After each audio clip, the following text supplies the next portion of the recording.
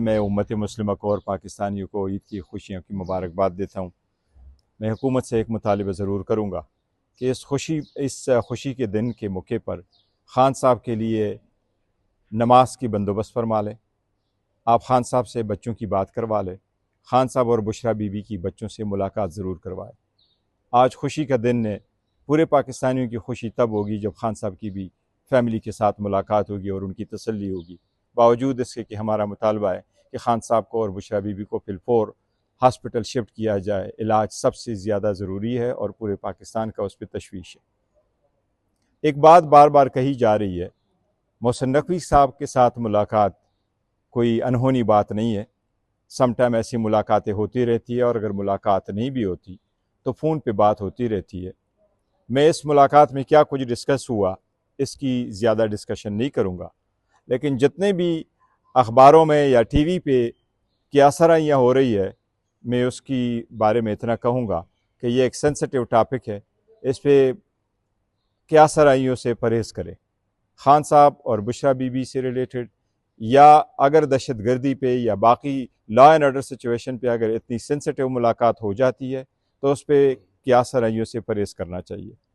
मैं overall party की एक पॉलिसी का ज़रूर जिक्र करूँगा कि पार्टी की हमेशा से ये पॉलिसी रही है कि असीरान से रिलेटेड एक हद तक चंद नुकात पे हुकूमत के साथ बात करना हमारी पॉलिसी रही है। हमने पहले भी हुकूमत से कंटेक्ट किया था और ख़ान साहब से बच्चों की मुलाकात, फैमिली की मुलाकात, बच्चों की बात कराना, इस पे पहले भी ऐसी बातें हुई है। इस मरतबा जो मुलाकात हुई है, मैं ये वाज़ेह करूँ, ये किसी मुज़ाकरात की कोई कड़ी नहीं है। मुज़ाकरात कब करने हैं, क्या TORs होंगे, मुज़ाकरात किससे करने हैं और पार्टी का उस पर क्या मौक़िफ़ होगा, ये सारा मैंडेट अचकज़ई साहब और अल्लामा राजा नासिर साहब के पास है। ये जो मुलाकात थी ये एक लिमिटेड थी, ये इन चीज़ों पे बिल्कुल डिस्कशन इस पर नहीं हुई। एक बात मैं वाज़ेह कर दूँ कि हुकूमत की इस कोशिशों की हम खराज तहसीन पेश करते जो उन्होंने कोशिशें की है मुज़ाकरात के लिए या जंग ईरान और अमेरिका की जंग ख़त्म करने की जो कोशिशें की है, लेकिन इब्राहिम अकॉर्ड पाकिस्तान के लिए नाकाबिल कबूल और नाकाबिल अमल है।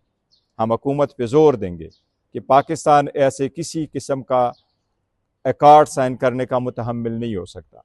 पाकिस्तान का हमेशा से दीरीना मुतालबा रहा है कि फ़लस्तीन आज़ाद रियासत हो और अल-कुद्स उसका कैपिटल हो। ये हर पाकिस्तानी का मौक़िफ़ है और मैं हुकूमत से मुतालबा करता हूँ कि इस मौक़िफ़ को पूरी दुनिया के सामने उजागर कर दें। दहशत गर्दी जहाँ जहाँ होती है हम उसकी मज़म्मत करते हैं। क्वेटा की दहशत गर्दी की शदीद मज़म्मत करता हूँ। शुक्रिया। सूबाई हुकूमत के हवाले से कारकर्दगी के हवाले से वज़ीर आला के हवाले से लोग कह रहे हैं कि इख्तिलाफ़ात है। देखिए, मैं वज़ीर आला साहब के बारे में जिन लोगों ने कहा है और ये कहा है कि एक फॉरवर्ड ब्लॉक बना हुआ है, मैं उसकी शदीद मज़म्मत करता हूँ और मैं उसकी तरदीद करता हूँ। पाकिस्तान तहरीक इंसाफ ख़ान साहब की क़ियादत में मुत्तहद है और ख़ान साहब ही की सपोर्ट और नॉमिनेशन हासिल है सुहेल अफरीदी साहब को, और कोई फॉरवर्ड ब्लॉक नहीं है। ऐसी सारी क्यासराइयों की और चिमीगोइयों की और बातों की मैं तरदीद करता हूँ। पिछली भी आपने कहा था पिछली ईद में कि इंशाल्लाह ईद उल अज़हा में इमरान खान हमारे पास होगा।